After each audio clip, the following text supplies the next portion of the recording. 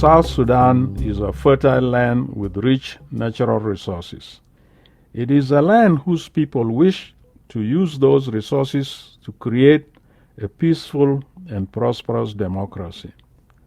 South Sudan is also the world's newest country, created after centuries of exploitation by outsiders and decades of armed conflict in order to become free. It is now an infant nation, seeking to find its legs, the strength to grow and become an active member of the modern world. We have faith that it will. South Sudan has an abundance of overlooked and underutilized resources, more than enough to solve daunting internal problems of conflict and tribalism. What is missing is the education of its youth. In particular, South Sudan has not yet developed its most precious resource, its girls and young women. They say if you educate a boy, you educate one person. If you educate a girl, you educate a nation. There is nowhere on earth where this is more true than in South Sudan. That is why our mission is to educate South Sudanese girls to become peace builders and positive change makers in their country. Let us introduce you to some of South Sudan's most ambitious and inspiring young women. These girls believe in the inevitability of a better future for their country, and they are certain that they will be an essential part of this brighter future. We could not agree more. My name is Komoni Nema Charles. M. Ajonye Joy. Opani Nenisha Sebit. I'm Gava Sarah Moses. Sarah Meda Malis. I'm Amat Mayan Malek. I graduated in 2018. My education will help me to connect to other people that will empower me. Second, with my education will help me to share experience with other people that have the leadership skills that would help me in my leadership. You guys, after graduating from here, going to senior, that means you're matured enough, that's so? Yes. So, okay, what's your name? My name is Lilian Kone, and you? Jacqueline Bakari. So, okay, so when you grow up, what do you want to be? I want to be a pilot. You want to be a pilot? Yes. Hey, that's great, that's great. And you? I want to be a sister. A sister? Okay, serving God in church. Yes. That's so great. Let me see our sister here. Hi. What's up? How are you? I'm fine. Okay, what's your name? Bazilika Imani. And in which class are you? Primary 5. Primary 5. Okay, that's good. Remaining with 3 years to go to primary 8. That's it. Yes. Okay, you are going well? Everything is good? Yes. You like the subjects? You like the teachers? Yes. What do you want to be when you grow up? Doctor. Doctor. Are you ready to heal people? You know, sometimes people have wounds. Are you ready to help them? That's good. Great. Nice to meet you.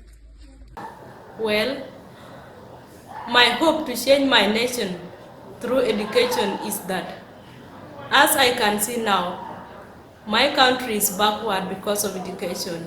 Mostly our percentage, we girls, of education is very low.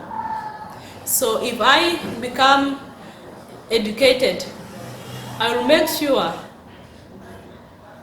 to bring the other generation that will come behind me to be like me, and also to talk mostly about girls' education. And if I complete my studies and become a good a good person in future, then it will give the other girls who are still studying a motivation of which they will be saying that I want to be like a near my job. So that's my hope in education. Let me introduce you to my colleague on the Girls with Books Board of Directors, Elizabeth Achulo. Eliza fled her village when the war came and made her way to Kakuma refugee camp in Kenya. She was chosen to come to the U.S. and now has a college degree. Here, as part of Girls with Books, she works for the young women of South Sudan. You know, in South Sudan, young girls are really forgotten, They are neglected from all fronts. Young girls are being forced into early marriages. Some of them drop out of school. And if a family has, let's say 5 children, for example, if they have a boy, they prefer a boy go to school if they had that choice, you know. And some of my peers, like I said, that I grew up in Kakuma, most of them died. And some of them were just frustrated. And some of them who got married to these men, like they didn't have options, so they got married, and depending on them, being dependent on someone, sometimes these men really abuse them, they beat them, and they have to be submissive because they are being dependent on them for food and anything like that. I lost my cousin because she was constantly being beaten by her husband until she succumbed to her injuries and died, and she left behind 3 kiddos, which are young. That was really unfortunate. That's really my close cousin that I grew up with in Kakuma. So I would just, advise young girls if there's it's mainly because they don't have the opportunity. Like most of them, if they do have an opportunity to go to school, they will really take that opportunity over anything else. So it's not that someone is just choosing not to, but because there is no opportunity for them. But just focus on yourself, study hard, and you know that one day when you finish school, that will help you first become self-sufficient, so you don't have to depend on anyone. If someone is being abusive to you, you can stand on your own. You have the knowledge and power. Education is knowledge and power. It broadens your wings. You cannot let someone step over you. You can speak for yourself. You can advocate for yourself. You don't have to just sit there and let someone abuse you. So that would be the most important thing that I think education can afford young girls from Sudan, just speaking for themselves. Finally, let us meet Maclean Akenyi, the Executive Director of Girls with Books. Maclean is a former lost girl of South Sudan. She visits the country annually to supervise the work of our organization. With the merger of these 2 energetic and experienced organizations, we are now well positioned to increase the scope of our work and the number of girls we will educate.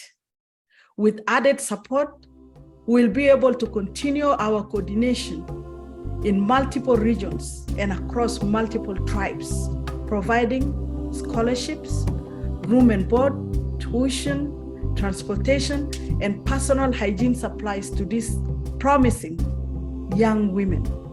It is an exciting time to be doing this because we are seeing more and more positive impact as our work continues. Please be generous with your support.